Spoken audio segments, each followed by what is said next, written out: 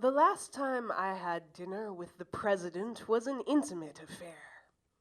Blinding pavilion on the manicured lawn, the table with gold flames tethered to their crystal stems. There is no danger, he tells me.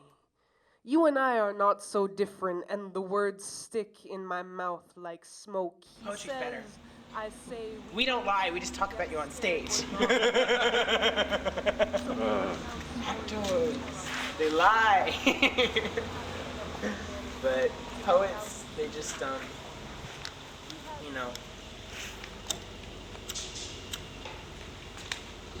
It's like the Weekly World News versus People Magazine. Like, People Magazine puts your shit out there and everyone sees it and it's really, like, scandalous. You know, and that's what the poetry slam is like.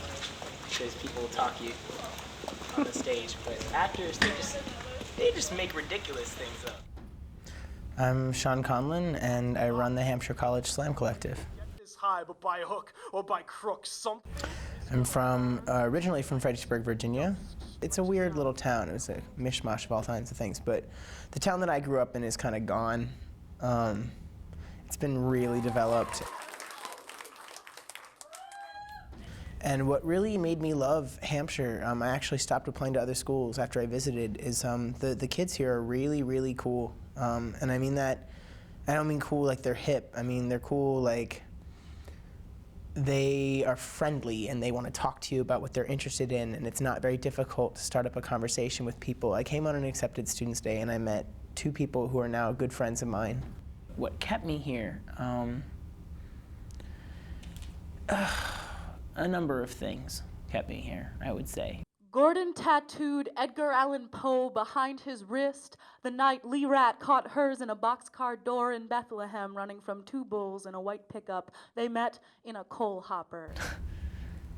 I've been writing poetry. Okay, see, how long have I been writing poetry is a good question, but then there's always like, how long have you been writing good poetry, or like poetry you admit to have written? I've always written stuff. You know, even when I was like really, really little and could barely write at all. But I started writing what you would call poetry, quote unquote, probably in high school when I started keeping journals. And oh, it was so bad. There were things that I could do in the poetic medium that I couldn't do in the music medium. I mean, lyrics typically rhyme, they fit into a certain time signature or else they sound really awkward. Poetry, free verse poetry, which is what most spoken word in slam is, it's, I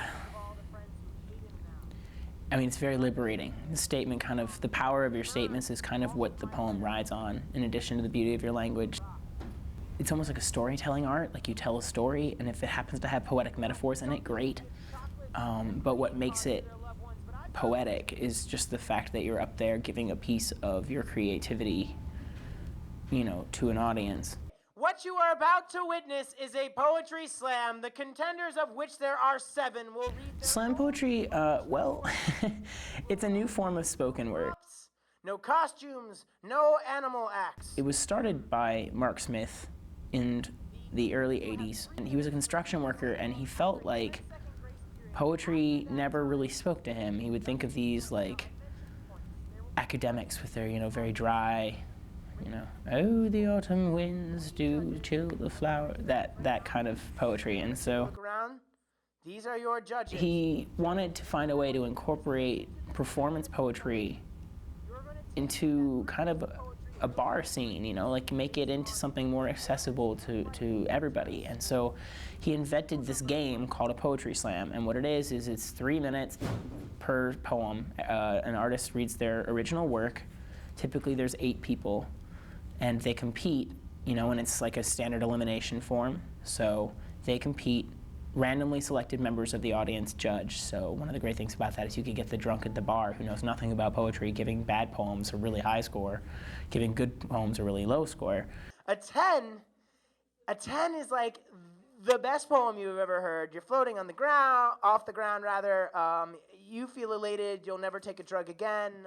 What this prevents is this sort of inaccessible, metaphoric blather that a lot of poetry had become at the time. And so if you don't connect with an audience of, you know, at least relatively common people, you know, not academics, not poets, you know, if you can connect with that group of people, then you do well in slam. So slam, in a way, in its best light, is something that is educating intelligent people and writers on how to make complex ideas into concise, moving stories.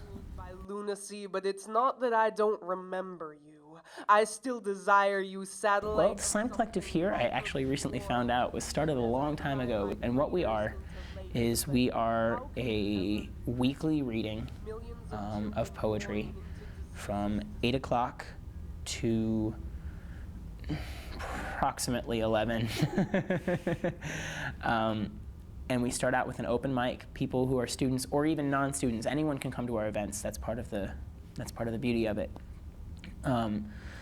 Can get up to the open mic and read, and then following the open mic, there's either a slam or a feature, and we do this every week. So we're hoping to kind of establish ourselves as a Northeastern venue, which, as I understand it, it is basically one. Since we got started this semester, I've gotten requests from touring poets to come and be here. I've had to turn a lot of them away. Sex really is an awful lot like dying. The watchers of death, the ones who carry it with them. What does my job entail? Okay, I have to organize the events. I have to schedule their locations. I have to make sure that everything gets paid for, including the artists, which is, it's a bitch. It's real hard. It's real hard to do.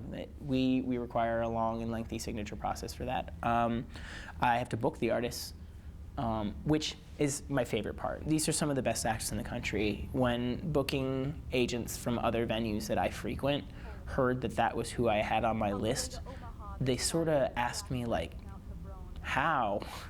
And I was sort of like, I don't know, but it happened. You know, I mean, I worked really hard, but that said, yeah, I mean, it's going to be incredible. And made wishes on the rain, rolling like dimes into the river.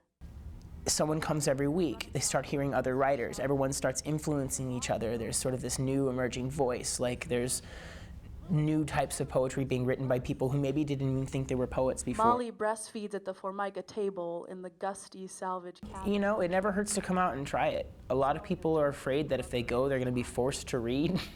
On the contrary, having an audience who doesn't read but who listens often is the best thing for any slam venue. Of human faces, I pay for it in my own way. And when it comes time to start getting people together to send a college slam team to nationals, we're going to want to be judged by people who know poetry. And this is a really great opportunity to get to know poetry, to maybe explore it as something you might want to do, or just to observe where it's going. Going to a regular open mic and hearing a lot of different voices is something that will always improve your ability as a writer and as a listener too, which is important as well. Now he dreams it.